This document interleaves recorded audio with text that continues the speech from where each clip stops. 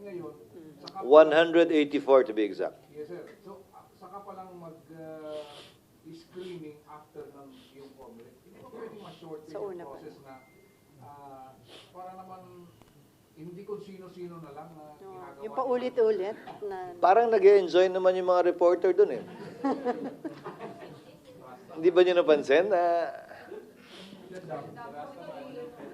parang nag-enjoy naman silang tanungin, hindi ba? Yung iba't ibang personalidad na nagpupunta ron. Parang nag-enjoy naman silang pakinggan yung mga maikling awitin na pinaparinig sa kanila.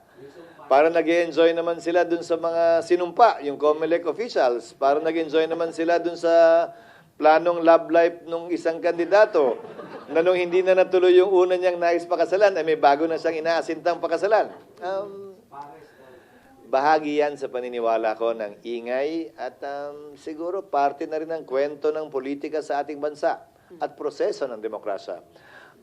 May napanood din akong mga nag-file dahil minonitor ko rin.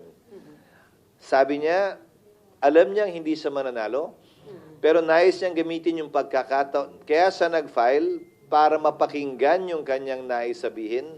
Sa loob man lamang ng 2 minutong binigay sa kanya at 8 minuto para tanungin siya. Sapat na yun para sa kanya. At hindi ba't bahagi yan ng demokrasya?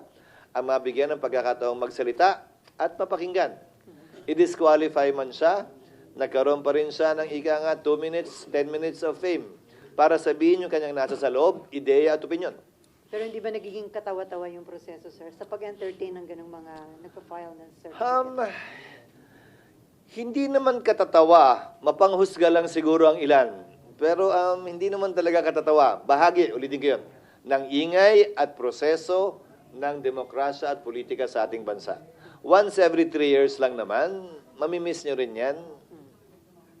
Okay, Robert. Sir, doon lang pa rin po sa COC filing, ang sabi po ng COMELEC ay dahil doon sa insidente ng GO, ay i-upload na nila online lahat ng COC na ipinail ng mga aspirant. May nakita ba kayong legal problems dito, sir, or wala po? Wala, dahil public document yun. Public document yun at marapat na i-upload talaga ito para yung mga interesado ay pwedeng masusing pag-aralan ito. Dahil baka may makita sila na hindi nakikita ng iba. Isipin nyo na lamang kung ilang posisyon ang pinag-uusapan natin. 18,280 positions times the number of candidates ang COC na final. Mas ganun kalawak at